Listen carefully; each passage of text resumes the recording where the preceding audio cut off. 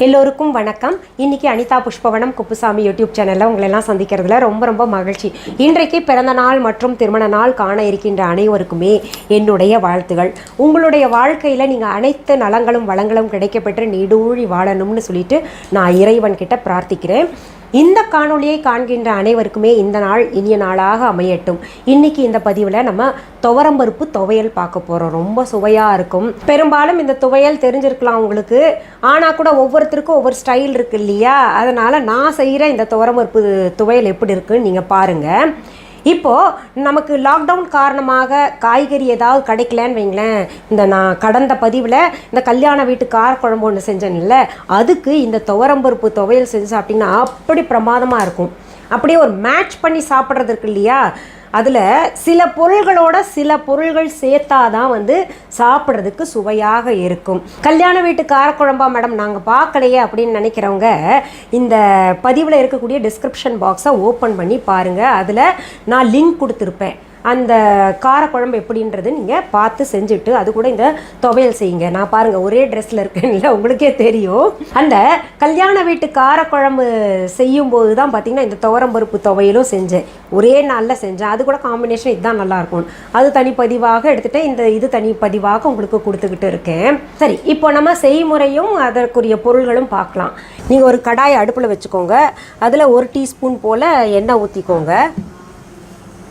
இப்போ எண்ணெய் சூடாயிருச்சு. இதில் நம்ம 8 மிளகா சேர்த்துக்கலாம். இந்த மிளகா நல்லா பாருங்கள் ஒரு மாதிரி ப்ரௌன் ஆயிடுச்சு. அதில் நம்ம 1.5 டேபிள் ஸ்பூன் போல் துவரம்பருப்பு சேர்த்துக்கலாம். அப்படியே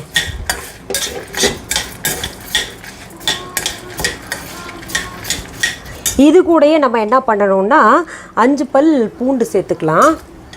இந்த பூண்டு போட்டால் ரொம்ப பிரமாதமாக இருக்கும் இந்த துவையல்.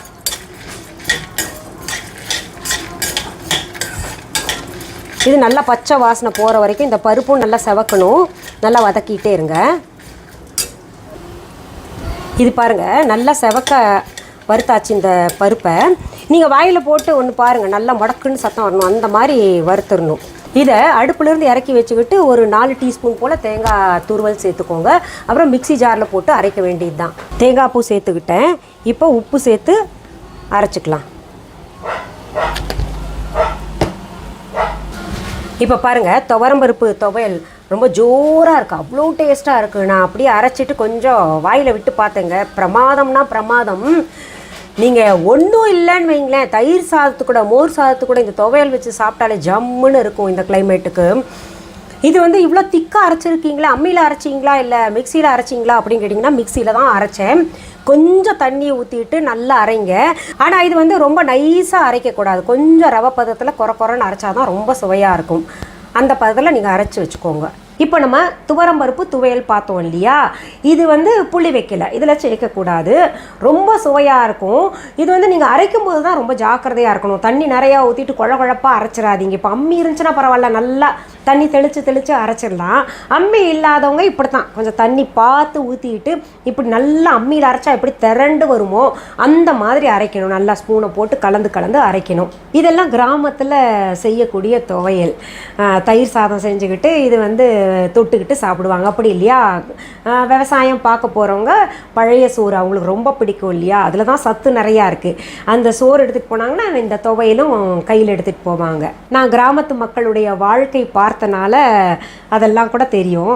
இதை முடிக்கிறதுக்கு முன்னாடி உங்களுக்கு இன்னொரு செய்தி சொல்கிறேன். சிலர் என்ன கேட்குறீங்கன்னா, மேடம் நான் உங்கள் சப்ஸ்கிரைபர் தான், ஆனால் நீங்கள் போடுற பதிவுகள் எல்லாம் எங்களுக்கு வரமாட்டேங்குதே அப்படின்னு. ஒன்றுமே இல்லை, நீங்கள் சப்ஸ்கிரைப் பண்ணுறீங்கல்ல, பண்ண உடனேயே அங்கே ஒரு மணி இருக்கும் இல்லையா, நம்ம சுவாமிக்கு மணி அடிப்போம் இல்லையா, அந்த மணி போல் ஒரு படம் காமிக்கும். அதை நீங்கள் தொடணும். அப்படி தொட்டால் கூட 2-3 ஆப்ஷன் காமிக்கும். ஆல், அப்புறம் இன்னொரு ஆப்ஷன் காமிக்கும், அப்புறம் இன்னொரு ஆப்ஷன். நீங்கள் என்ன பண்ணணும், ஆல் அப்படின்றத தொடணும். அதை தொட்டிங்கன்னா தான் உங்களுக்கு நான் போடக்கூடிய ஆல், அதாவது எல்லா பதிவுகளும் உங்கள் பார்வைக்கு, அதாவது நோட்டிஃபிகேஷனுக்கு வரும். நீங்கள் பார்க்கக்கூடிய என்னுடைய பதிவுகள் கூட உங்கள் வாட்ஸ்அப் குரூப்பில் உங்கள் தெரிஞ்சவங்களுக்கெல்லாம் ஷேர் பண்ணுங்கள். மீண்டும் அடுத்த பதிவில் உங்களெல்லாம் சீக்கிரத்தில் சந்திக்கிறேன். அது வரைக்கும் நன்றி, வணக்கம். அன்பான வாடிக்கையாளர்களே, உங்கள் விஹா ஸ்டோரில் பூஜை பொருட்கள், சிலைகள், ராசிக்கற்கள், வாஸ்து பொருட்கள், விதைகள், பாரம்பரிய அரிசி வகைகள், சிறுதானியங்கள், ஆர்கானிக் பொருட்கள், மூலிகை எண்ணெய், மளிகை பொருட்கள், மரச்செக்கு எண்ணெய், மரப்பொருட்கள், வெள்ளி ஆபரணங்கள், கிஃப்ட் ஆர்டிகல்ஸ், காட்டன் மற்றும் பட்டு புடவைகள், காட்டன் சுடிதார்கள், பட்டு பாவாடை, குழந்தைகளுக்கான விளையாட்டு பொருட்கள், ஹை குவாலிட்டி இமிடேஷன் நகைகள், வீட்டு உபயோக பொருட்கள், ஜூட் பேக்ஸ், ஹேண்ட்மேட் சோப்ஸ், அழகு சாதன பொருட்கள், சிறுதானிய பிஸ்கெட்டுகள், ஹோம் அப்ளையன்சஸ், இன்னும் பற்பல பொருட்கள் விற்பனைக்குள்ளது. விஹா ப்ராடக்ட்களை நீங்கள் வாங்க விரும்பினால் அது எங்களுடைய viha.online வெப்சைட் மற்றும் சென்னை ராஜா அண்ணாமலைபுரத்தில் உள்ள எங்கள் விஹா ஸ்டோரில் மட்டுமே கிடைக்கும் என்பதை தெரிவித்துக் கொள்கிறோம். வேறு எந்த ஆன்லைன் வெப்சைட்களிலும் விஹா ப்ராடக்ட்கள் விற்பனைக்கு கிடையாது என்பதை நீங்கள் கவனத்தில் கொள்ள வேண்டும். எங்கள் விஹா ஸ்டோரின் விலாசத்தை கண்டறிய கூகுள் மேப்ஸில் விஹா ஸ்டோர் என்று டைப் செய்தால் வழியை கண்டறியலாம். www.viha.online வெப்சைட்டிலும் விஹா ஸ்டோரின் அட்ரஸ் உள்ளது.